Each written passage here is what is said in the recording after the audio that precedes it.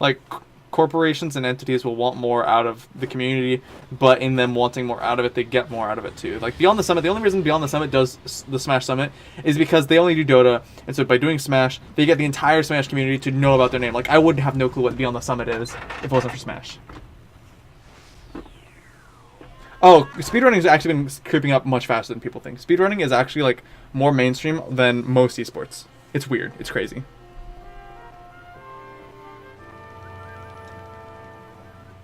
Like, just look at GDQ. Yeah.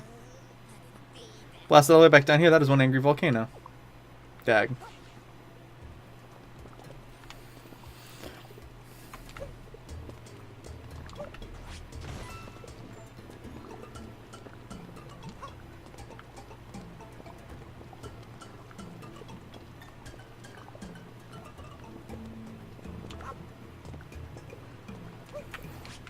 Just interesting things are going to happen if more companies get involved. But yeah, that, like I was saying, the entire reason Beyond the Summit got involved with Smash is because it made them money. They've made a lot of money off the Smash Summits, and also it's gotten an entire community to know about Beyond the Summit, who might not have. There's probably people who watch the Dota events because of Beyond Summit Smash that wouldn't have before.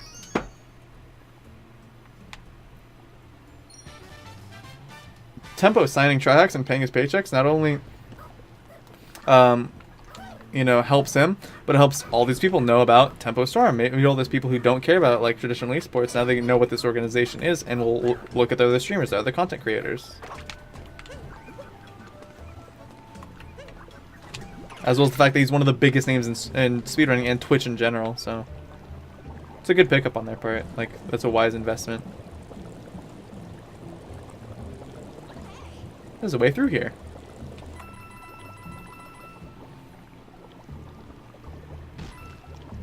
I'm just curious who would be next.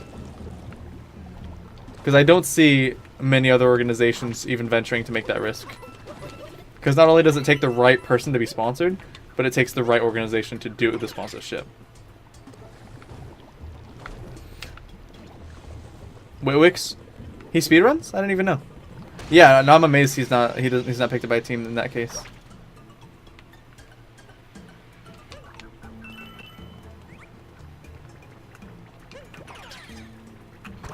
Like, what really broke it for Smash was after Mango won Evo, him getting picked up by Cloud9. Like, once he got picked up by Cloud9, other organizations realized, okay, maybe we should be looking at this Melee thing. That's really what broke it, because before then all their sponsors was like Smash organizations, like Melee on Me, VG Bootcamp, stuff like that. It was the Cloud9 pickup that really changed the metagame.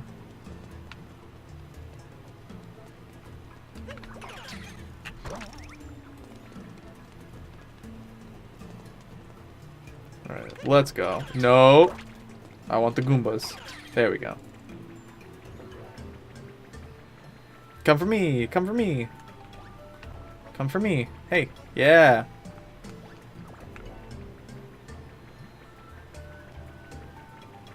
I don't think I don't see that moon. Oh, shit. RIP! Okay. Cool. Alright. That's neat. That's neat, I suppose. Yeah, in that case, it would take, like, say, Witwix and then the right organization. In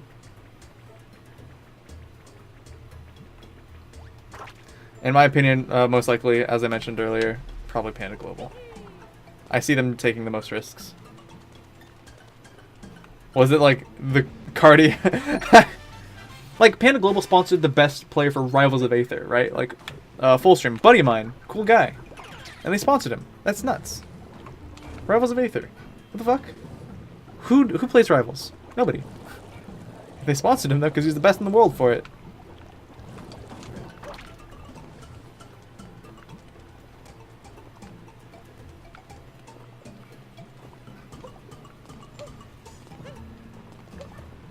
Alright, oh shit, fuck you. He actually scared the shit out of me.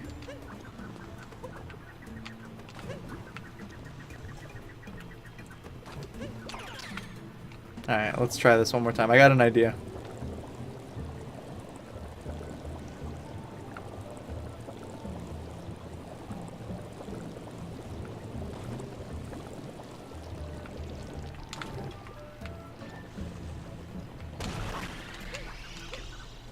Oh, I'm such a god, dude. Fuck. I almost did it. Oh, wow.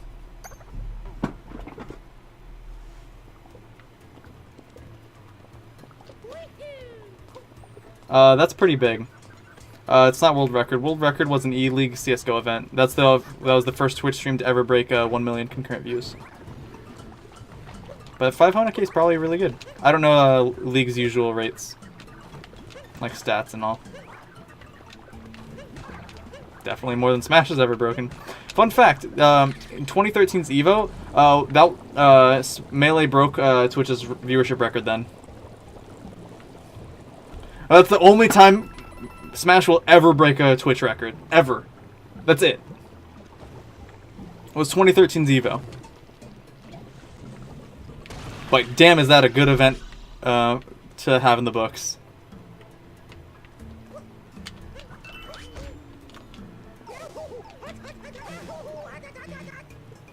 This moment in time, 4 a.m. True, you're right. 4 a.m. in the U.S. It's pretty good. I'm definitely not saying it's not impressive. The E-League one was also a European event, so it was also on kind of a wonky schedule. Not as fucked as China, though. Or Taiwan, wherever it is. Korea. General Asia.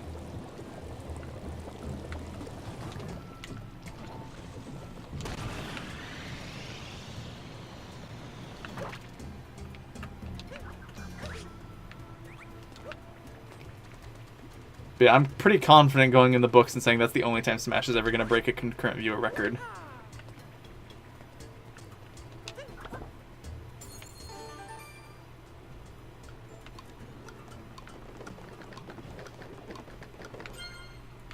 Weird. Yeah, a little bit. Still, Evo is such a good story. Like, I can't even be mad. After Nintendo tried to shut the stream down. I know I need to get a Hammer Bro back all the way back to the starting area because there's some cheese back there that I gotta grate.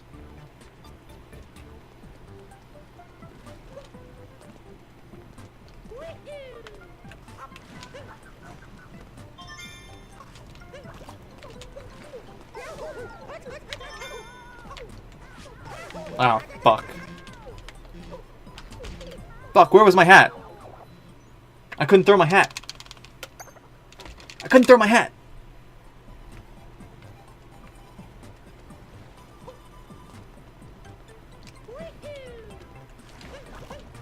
Oh, I threw it in the piranha plant and he didn't give it up yet. Duh. I'm not gonna shake my control stick for the hat. I've literally only shaken it to do like the upwards thing, and like when I roll. Shaking with the Pro Controller is not that bad. It's definitely like suboptimal.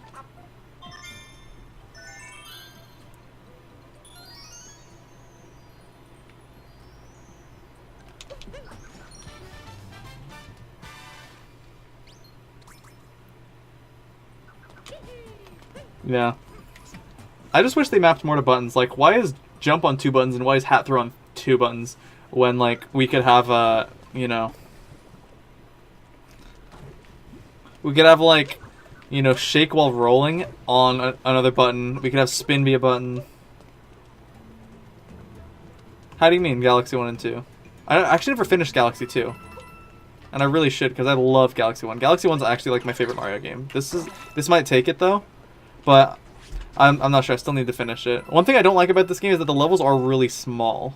But it also, like, it never feels like they're small. But if you look at the map, they're really small. They're jam-packed full of content, though. Shaking the Wiimotes? Just because you just do it. Same thing with Twilight Princess. I actually think the waggle in those games is very well done because it's, like, it's basically, like, a replacement for a button. You know? That's all it is. It's just... Whoop. Well, I'm talking about, look at Mario Galaxy. The levels aren't big or empty. They're long and, like, curvy, windy, and crazy. But they're big. Every level in Galaxy is big, and there's dozens of them. There's like 80 levels in Mario Galaxy. That game is packed full of shit. Oh, this just goes back and forth between the two. The game doesn't have as many levels as Galaxy, but they are packed. Like, they're way more packed.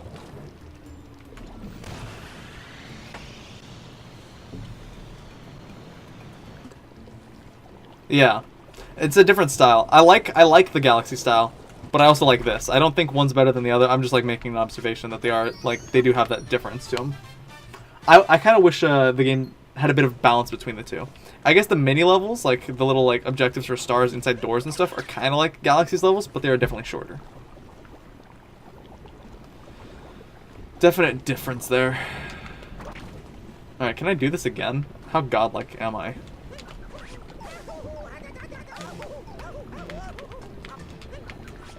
Okay, not that godlike.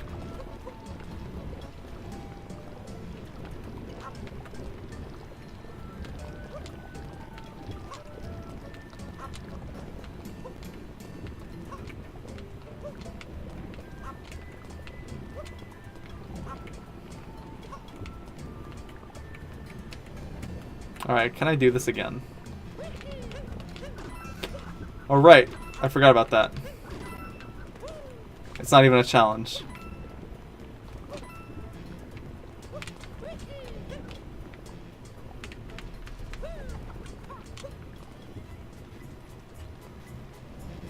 True! True, I hadn't actually considered that. Yeah, no, it's just packed and it's non-stop. And it doesn't quit, you know what I mean? You're very true about that. God, I actually forgot how annoying the loading screens are in Zelda. Like, I was just blinded to it because of how good everything else was, you know? Like, my brain was forcing myself to ignore it. But it is a big problem, actually. I only ever, like, noticed it and felt the problem when I was watching a speedrun, and I just, like... Oh. God.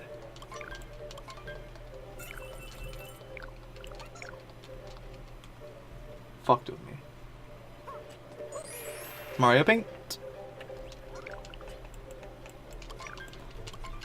I know it's a waste to buy those, but I'm gonna do it because I'm at 1 HP and I just don't want it beeping at me anymore.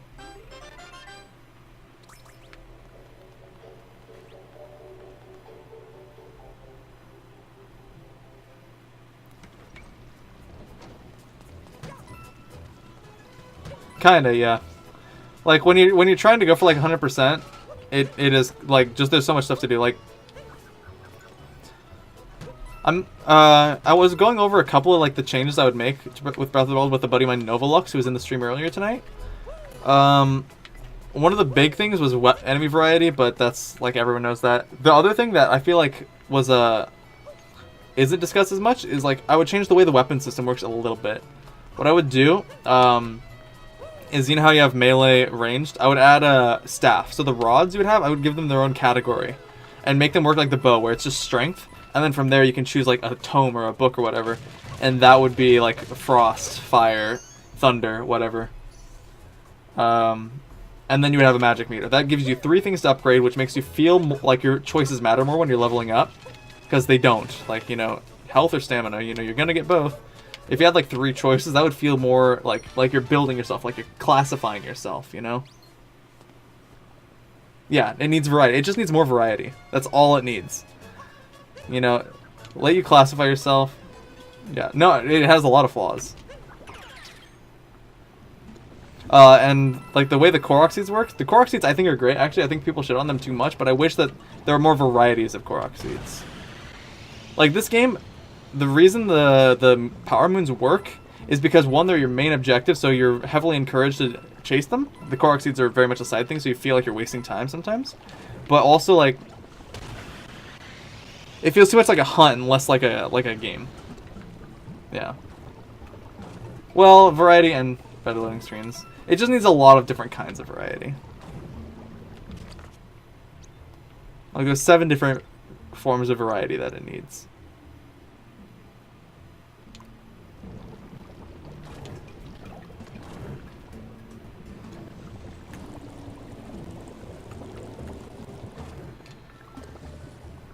Variety is a big term. It's a loaded term. Basically, anything you could add in as a proper criticism, you could basically say that it's variety. In which case, yeah, you're right. You know, that does cover everything. Kind of a cheap way of doing it, but yeah, like, I could do that. Lamau.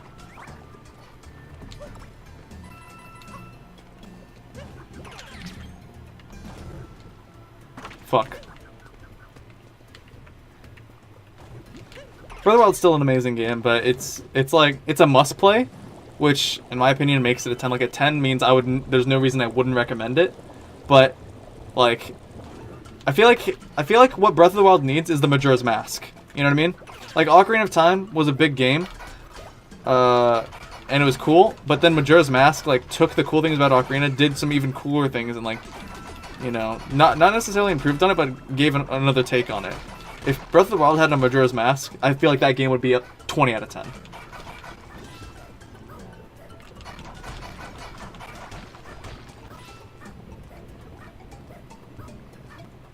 Yeah, exactly. I feel like the Majora's Mask of Breath of the Wild would be like the best game ever made. I'm pretty damn confident in that.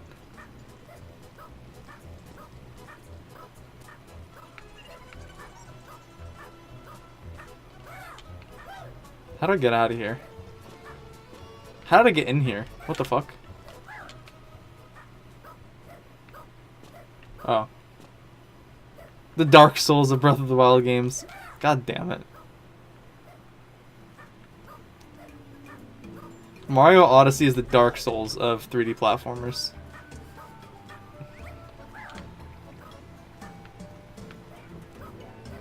They said it couldn't be done. It's just gonna be coins. I'm so upset if this is just, oh good. Okay, there's a moon. Like I feel like 30 times the enjoyment when I get a moon as I did when I got a Korok seed. But I also like another important thing is what am I gonna say? I guess the moons are more equivalent to shrines in Breath of the Wild. What was I gonna say? I was gonna say that fucking, oh, did I never activate a flag over there? Weird. I was going to say that the thing that Breath of the Wild did really well was like, it's not, I understand that like everyone's a completionist, right? But it made it so that there was no real wrong way to play, which in turn created problems with people who wanted to say 100%. Like when somebody was saying, gee, I'm playing a Zelda game and I don't want to do everything, like that's pretty nuts. Well, yeah, it made it so that no matter where you go, there's something to do, which in turn means that because it's so big, it's like impossible to do everything. Yeah. Yeah, exactly. Moons don't do anything either, so you feel fine when you miss them. Korok seeds, you felt like you were gimped if you didn't have a certain amount, and then once you pass a certain amount, it's like you didn't need them, and it was just they didn't do anything. That's kind of the catch-22, is you either give it the item, the collectible, too much value or not enough. So it's like, gee, you know, why should I get this if I don't care? And then, gee, you know, fucking, like, why should I get this? Either, why should I get this when I need so many, or why should I get this because it doesn't do anything? I honestly feel like Breath of the Wild would have been better if there was like instead of I like the shrines, but if there were like shrine-esque things that gave you the power rewards throughout the world instead, like just in the game world.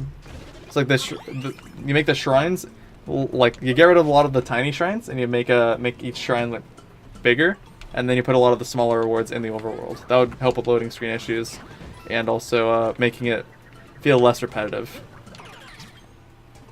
So like when you find a shrine, it's really cool. No, you can still buy the photos. You can buy them. Like for the bosses, you can just go and be like, oh, you know, if you give me this much rupees, I'll like hack into your system and, you know, find the photos that should be there. And they'll be like, sure, cool. That was pretty dumb though. But it wasn't cheap, I wouldn't say.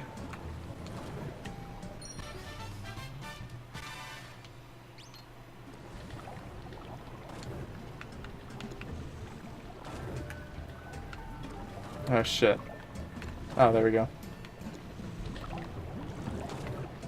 I still want to 100% Breath of the Wild, but like, for sort of a different reason.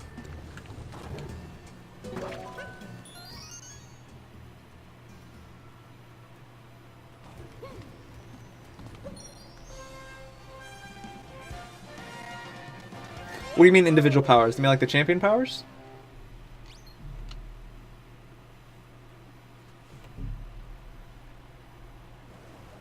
Yeah.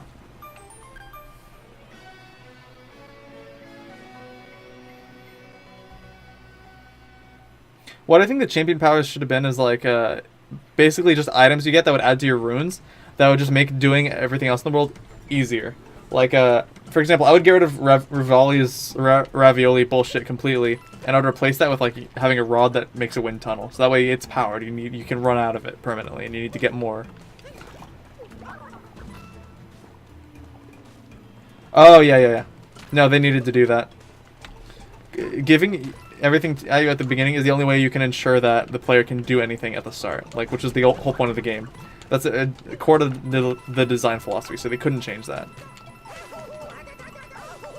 What I would do is like I would make a rune, like you beat one of the divine beasts and you get a rune, boom, lets you like fucking summon a boat anytime you want. Cool, that way you don't have to look for boats, and like let's say it's a super boat, like powered by ancient fuckery, so you can go super fast anytime there's water. Like that, it would just make life a little bit more convenient. You know, it doesn't add your capabilities.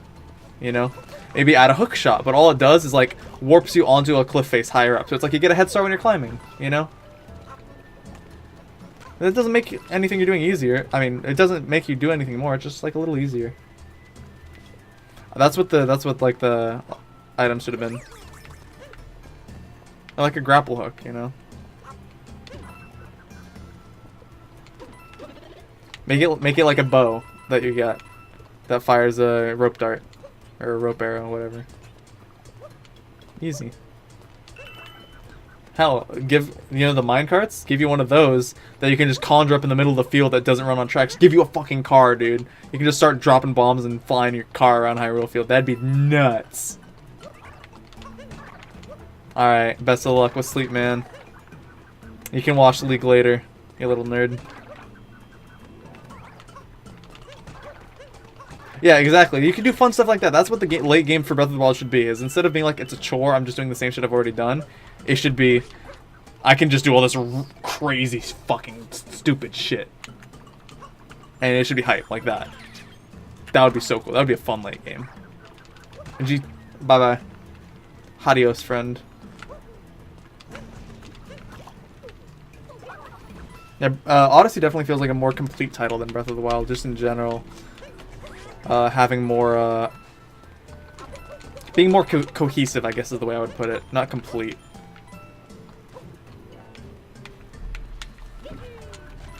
Oh shit. Dag, I wasn't expecting that.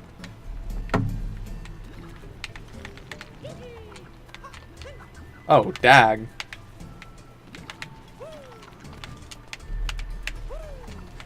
Oh my god. Hell yeah, I'm a god, dude. I'm such a god that I actually kind of fucked myself.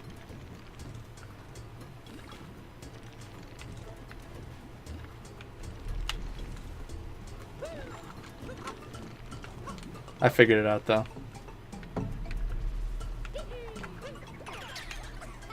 Amazing jump, yeah. Fuck your shit. You think I want a platform in a platformer? You got me wrong.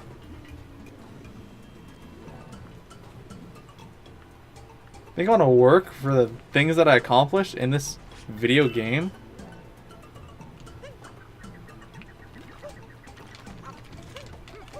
Okay, there we go.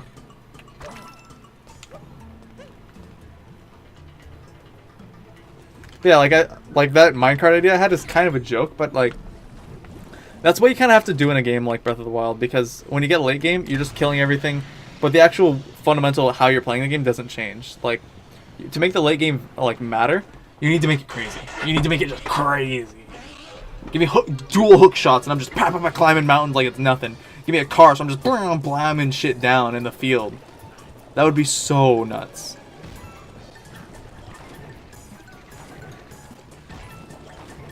Okay, that hurts me. Good to know.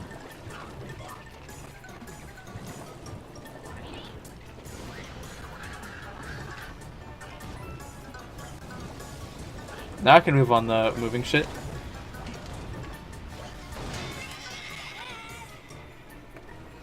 If Breath of the Wild had some cocaine injected into it, it would be the best game.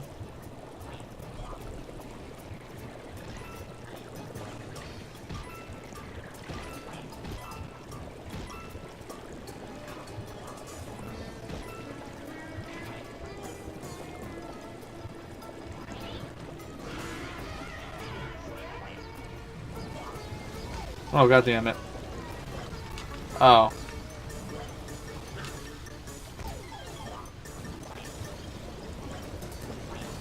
Damn it, I'm so bad. How did I fuck that up 3 times? Oh, I see why. Because it's like swerving a little bit, you see? So it's like when you get to the top, the swerve is really drastic. That's a John, but like it's an actual John, so I don't feel too bad about using it.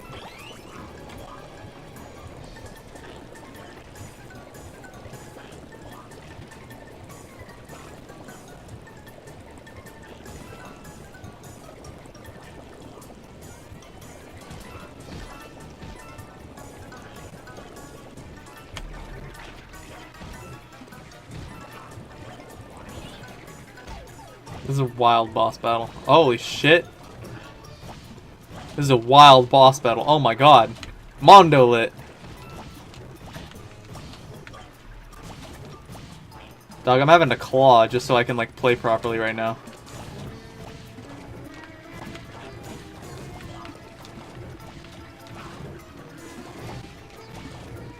There we go.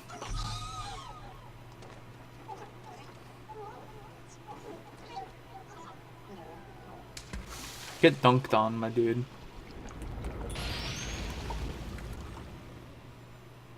Multi-moon.